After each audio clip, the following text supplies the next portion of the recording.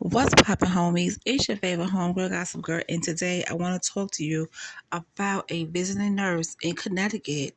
She was unalived at a halfway house for sex offenders. Okay, let's go ahead and get right on into it because I have some questions. Okay. The man suspected of killing a visiting nurse was living in a local halfway house for sex offenders as part of his 10-year probation on a 2007 first-degree sexual assault conviction, according to a warrant charging him with violation of probation. The woman's body was found on a Saturday afternoon in the basement of the Reach House, a Chapman Street facility that can hold up to two convicted sex offenders who served prison time and were transitioning back into the community, according to the warrant for Michael Reed's arrest. Now, the police chief, Paul Hussey, called the crime one of the worst cases I've seen in 27 years in law enforcement. The nurse who was unalived has been identified as Joyce Grayson, whose family provided foster care to 35 children between 2002 and 2022, according to Vanessa Durantis, Commissioner of the State Department of Children and Families. Our hearts and sincere condolences are with the family, friends, colleagues, neighbors, and the DCF staff who loved and worked with Ms. Joyce Grayson, a devoted and compassionate foster and adoptive parent of almost 2 decades, for their loss, Durantis said in a statement. The Graysons received the Foster Parent of the Year Award in 2017. That was also said by Durantis. The Graysons exemplified what it meant to be foster parents, and the Willimantic office was lucky to have them as part of their team. Joyce's warmth, kindness, and compassion will be missed by everyone who knew her, and her legacy will live on in the countless lives of children she touched.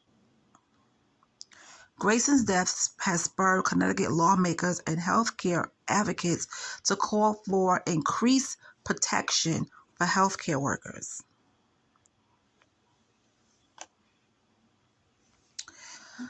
State Senator Saul Anwar and Martha Marks and others will meet at a office building to explore opportunities for legislation intended to help healthcare professionals continue the call for aid in the wake of increased assaults and violence faced by doctors, nurses, and professionals in the post-pandemic healthcare setting. Now, Michael Reese has not been charged in her death, but was named as a suspect in the homicide and a warrant for his arrest for probation violation. The violation of probation charge stems from 2007 conviction that includes first-degree sexual assault and assault out of New Haven. Michael Reese was sentenced to 17 years of a 25-year sentence followed by 10 years of probation, a bail commissioner said during his arraignment. He was held on a $1 million bond after the proceedings in the state superior court in Danielson. Michael Reese refused to board a van on Tuesday to be transported to the New Haven courthouse where he was supposed to be arraigned on the probation violation charge, according to the clerk's office.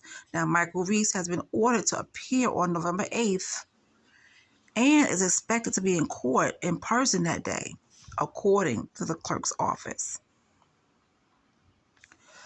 Judges have the ability to order a defendant be brought to the court by the use of force if necessary, but that order was not made, the clerk's office said.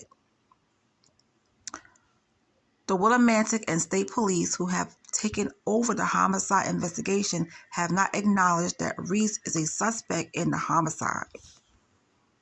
But the warrant charging him with the violation of probation said police were holding Reese as a suspect in the killing of his visiting nurse after her belongings were found in his possession. Police have also not released the circumstances around her death, but court documents state she was a visiting nurse who had an appointment with Reese on Saturday morning. Now, according to the police report about the theft and drug possession charges, someone requested a welfare check on Grayson about 2 p.m. on Saturday because she hadn't, been showing up to her other appointments. Her first scheduled visit of the day was at 8 a.m. with Reese, who lives in the 100 block of Chapman Street. And that's also stated in the report. The person who called asking for a welfare check indicated the victim's cell phone was pinged at the address at 11:42, far past the time that she would have needed to see Reese during what was expected to be a short appointment. Okay, and that's also according to the report. The police went to Reach House after receiving the call, but couldn't get anyone to open the door or respond. Police also called his probation officer, who said the GPS he was required to wear as part of his release to the Reach House had not been tampered with. Police left after trying to get into a facility for an hour. However, they returned with the probation officer, called back at 3:19 p.m. to reach that device indicated as his GPS had been removed. So, at the earlier time when they tried to, to look on his GPS for his monitor, it was fine. It wasn't tampered with, right? But when they came back with the probation officer and they called at 3:19 to report the device indicated his GPS had been removed. So this man took off the GPS. Reese was taken into custody while trying to slip out a back door, the report said. The report did not mention how the victim was found. Reese was carrying her credit card and debit cards, a Honda key fob, a crack pipe, and a small paring knife when he was patted down after being handcuffed. Lord Jesus. The victim's red 2023 Honda Sonata was found parked near the Reach House, but not in the driveway, and that was also reported by the police. Now, Reese was transferred to the Reach House in August after spending time at a residential treatment center for high-risk sex offenders. The probation warrant said he had been released from the State Department of Correction custody in April of 2021 after serving 15 years of a 17-year sentence. And that's what the warrant said. But he went back to prison in January for a few months after violating probation in 2022, but not seeking sex offender and substance abuse treatment, according to the warrant.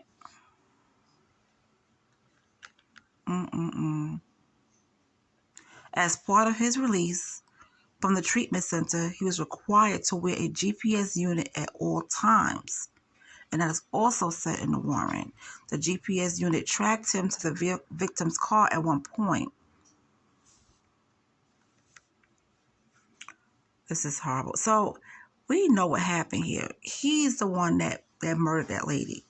There's no way in the world you cannot tell me he did not. He had all her stuff.